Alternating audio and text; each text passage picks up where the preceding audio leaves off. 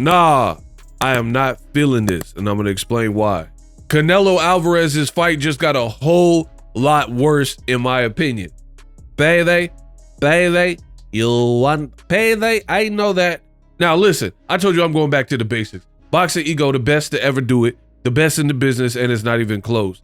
I told you I'm going back to Ego Thoughts, where I just give you guys random thoughts, things that are going on in boxing that not everyone is talking about, but your boy Ego want to talk about.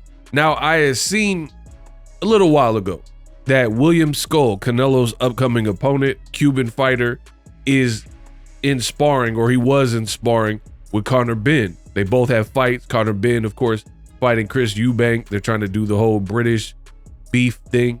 And you have William Skull, who got the Canelo fight, right? So I seen that they were sparring. I didn't really care, so I didn't make a video about it, or it wasn't video worthy to me. You know, when you've done this, as long as I've done it, you get to pick and choose. You know what I mean? Some topics are more heavy hitters. I didn't feel the need to make a video just about that, but I seen it, didn't think too much of it. However, now you got Nigel Benn, the father of Conor Benn, and he's loose lip and talking about what went on in sparring. Now, I'll admit, recently the UK has been bad about that. They keep talking about sparring, right? I seen there's a recent clip from Eddie Hearn saying one of his guys smashed Kermel Moton to pieces or whatever in sparring. Bro, nobody cares.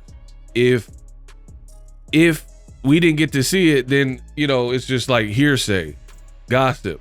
And you could say the same thing for this Nigel Benn comment if you want.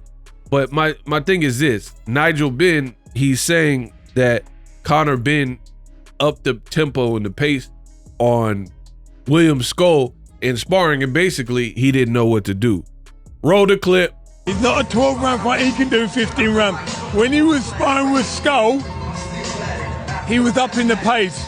He was meant to do 10 rounds, and he only managed 7.5. You worked that out. You worked that out.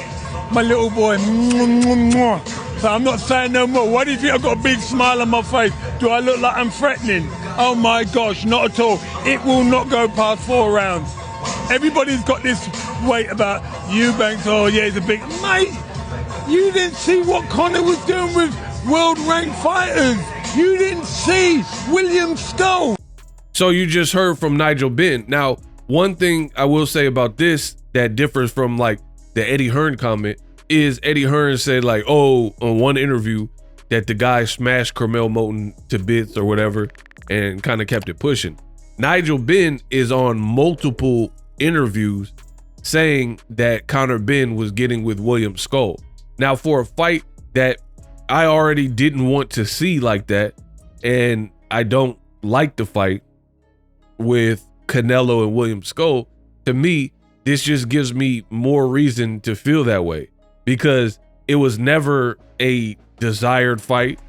No one that I've ever seen in boxing was really asking for this fight, and now Canelo is fighting him. And if this is true, what Nigel Benn is saying, then that just turns me off from the fight even more, because Conor Benn is a welterweight, and yes, he's moving up to fight Chris Eubank. We'll have to see how he performs in the fight this week or whatever, but he's still a welterweight who just moved up. And let Nigel Benn tell it, William Skull was getting worked. You know what I mean?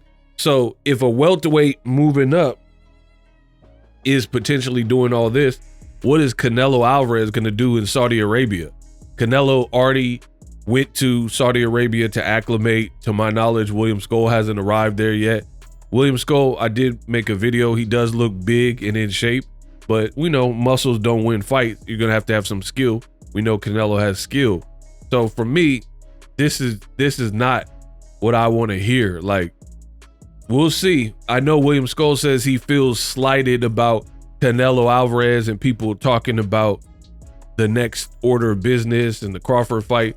So he feels a type of way, but he's going to have to show the world something because it's not seemingly looking good, in my opinion. Not really looking good at all for William Skull. It looks like he is being brought in for a very specific reason, and he is literally there to be a pawn so Canelo can try to get this last belt, and after that go on to fight Terrence Crawford, which is another fight that I feel is like, what are we doing? Like, what, for me, what is the I don't know. I've kept it real from the jump. I really don't see the purpose of some of these fights. Turkey Al-Sheikh is talking about on Twitter just the other day. He said, what about Teofimo versus Boots? Huh? Like, the boxing game is looking real watered down, if I'm being honest. Looking real watered down. Where you have a person like Turkey who's coming in trying to make plays with money, no problem with that. However, it's like too willy-nilly. There's no real structure. It's like, hey, Daniel Dubois, he got sick at the last minute, so a day before the fight, let's fly in Martin McCauley and take him off his path, and then he gets crushed in 2 rounds. Like, you're just moving around random chess pieces that you could do something with, and you're making nonsensical choices with their careers.